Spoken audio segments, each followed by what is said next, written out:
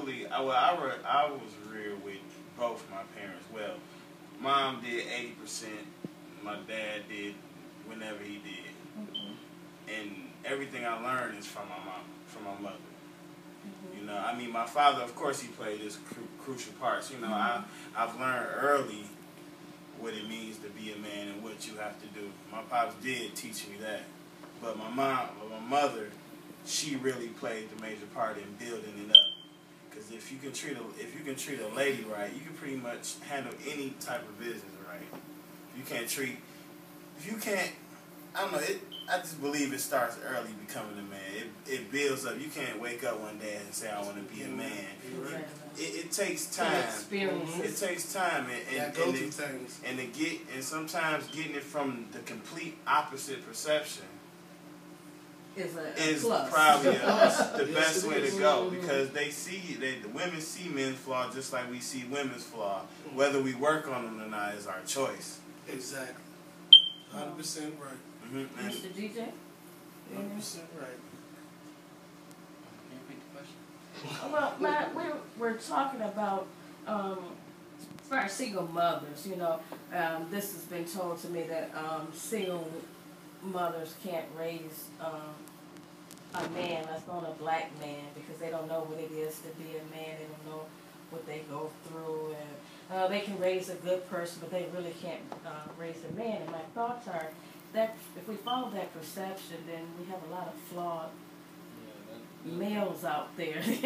that perception is false, because my mother was a single mother, and she's raising me to be a man. You know, she's teaching me all the qualities that a man should have.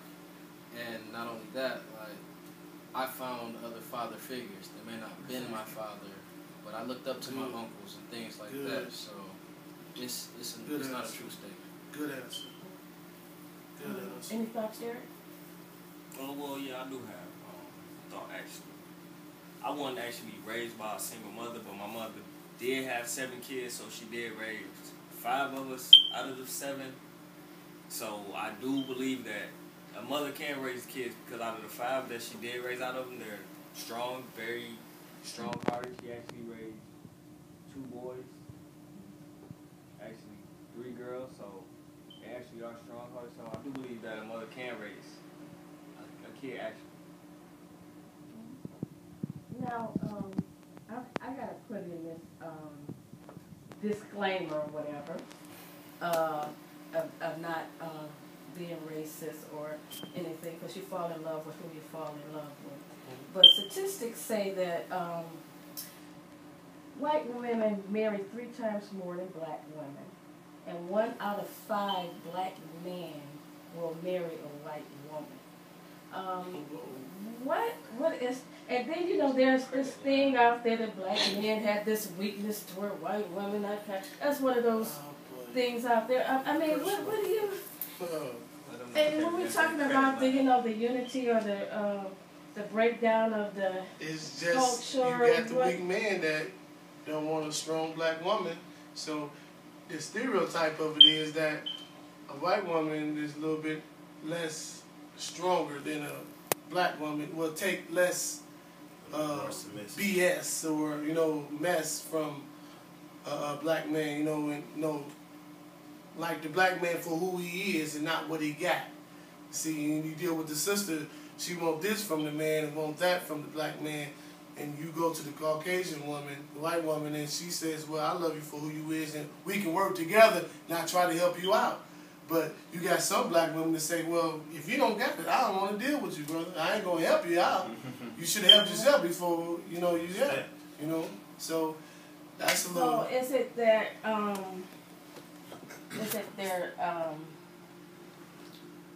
well, black women will feel that, black men feel that, that a black woman is not good enough for them, or that they don't accept them? What is your view? I have a Puerto Rican mother, and I love black women, and I've never even thought about dating outside of a black woman. But it never really bothered me. the thing is, it that forbidden fruit is it a status It's not among because some? It's only it's up here. It's up here. You eliminate yourself. Mental. What could you just think? What could possibly happen? Like you and this white woman could create something to save every race. Mm-hmm. Exactly. You know, it should Right. never be limited on humans. Mm-hmm. We are humans in the end. True. Very good. True. Very good. Like I said, it's just according to statistics, so 1 in 5 men, you know, married a black woman, but okay. Moving on. If you had this magic wand, and we talked about a lot of the things that plague young black men, and if you could do something, or if you're in the process of wanting to do something, or making steps towards it, if you could have a magic wand, or not a magic wand, or just if there's something that you could change that could make the black man's plight better, or if it be politics, if it be within the rearing of children or whatever, what do you think is a major thing that really needs to be done differently? Mine is that's an excellent question, because I wish I could have a wand or a magic wand to make all of us as black men start being together, you know, as one, and start realizing that we are a shortage, you know, and we need to work together and make sure that we do what we do as men, you know, and continue to strive, you know, because we keep, ever since I don't know how long, we've been, you know, categorized as this type of person. If we start being together and stop killing each other, It can change. it can change. We the only one can change it. They can't change it, or women can't change it. It's us as black men got to change it.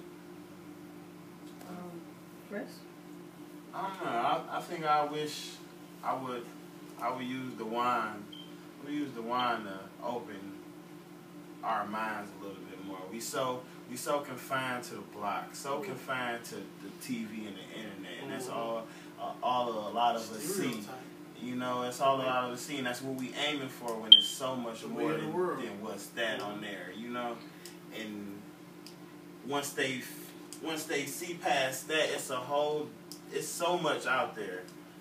It's more than just this corner and that corner.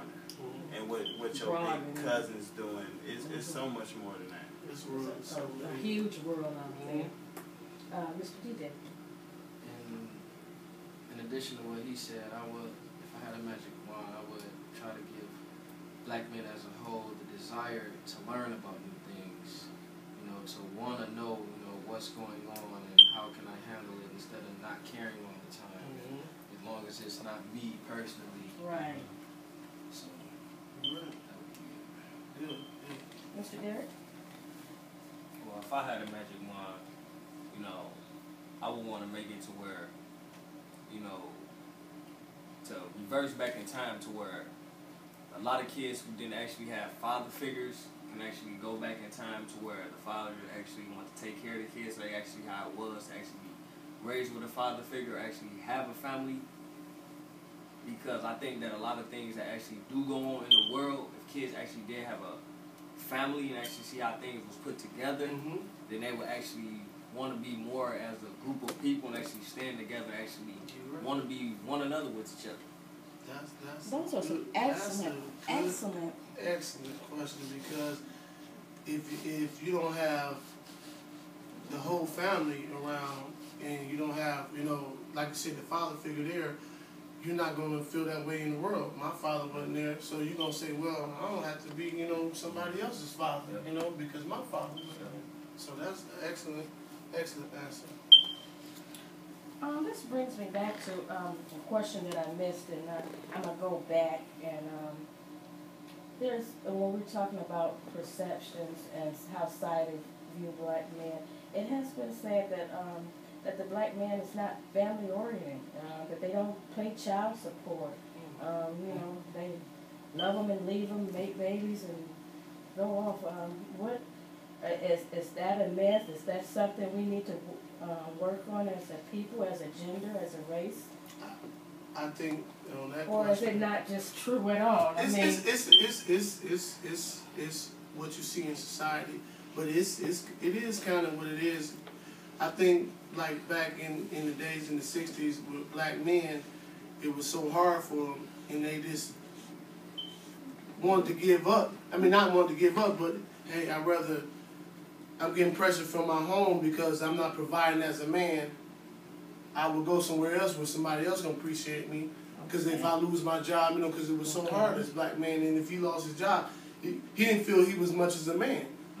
So he gonna go somewhere where he feel he's much as a man. That's why you had back in the day a lot of black men left their families because the black woman made them feel they was less than a man. Because they couldn't provide for their family. So the economy had a lot to do with it. In the way of the world, society. Economy and the women stepping up, and the job taking the situation, men's job, not taking their jobs, but stepping up to do what the men wasn't doing. And men feel less than men because they wife at one point in time it was, oh, now I'm making more than you, now she's making just as much as you. Oh man,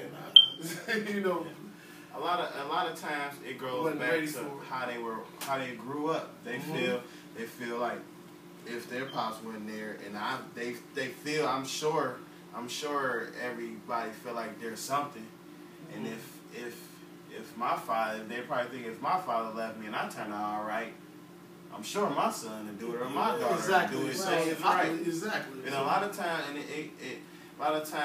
and another problem we have in the black community, not just black men or black women, is that we're selfish.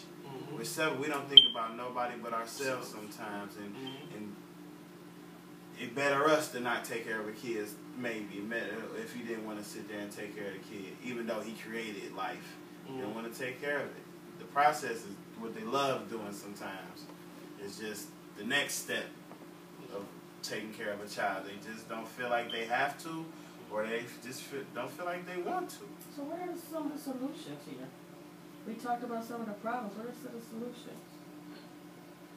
Ooh, that's a good question. I mean, solutions of black men not being part of their home is just being a man. Period. And taking care of your responsibilities. So you have to live, and you have to raise that. You don't have to raise that child, but that's what you're supposed to do. You brought this child into this world. You married this woman. Well, you're supposed to take care of your responsibilities. So that's one solution. So we're going full circle back to the original question, and then that's so it's then the individual perception of what a man is, and responsibility. And part of that would be taking care of the family. So that would be one needed change. But even with all even for the single man though, see, that's another different question too. The single man that don't have a family, he might have family like sisters, and he might have a personal family himself. And that man is still like the selfish man that you see on the street, that the black man that don't care, even though he don't have kids, or even though he's not providing for them. He provided for himself, but we like Chris said, we gotta stop being selfish. We gotta embrace each other as black people. Any chance we get. So going back full circle, whatever, is this characteristic to the black community and not as these other? It's just more pointed out here. Okay. It's just more pointed out here because. But it might be because you don't see it. I mean, I'm sure other cultures, you don't the see Asians, it. I mean, the Indians, it's not categorized more. Japanese, Chinese. But me being part of two different races, I've seen some of like the family oriented differences in black and another race. I see it's big differences sometimes. From what I get from my family on my black side, it's totally different what I get from my family on my Puerto Rican side. Because we can go to a dinner or something. They'll sit us in the back. It's just we never overcome what has been going on for forever. So you kind of expect certain treatment. You don't have to embrace it, though. Yeah, you don't have to embrace it, though. You don't. You don't have to embrace none of it. Yeah, and I never let it steer me the wrong way of loving them. And that's what a lot of us, we let that persuade us to that way. Yeah. Instead of us being strong and say, you're not going to stop me from being American. That's who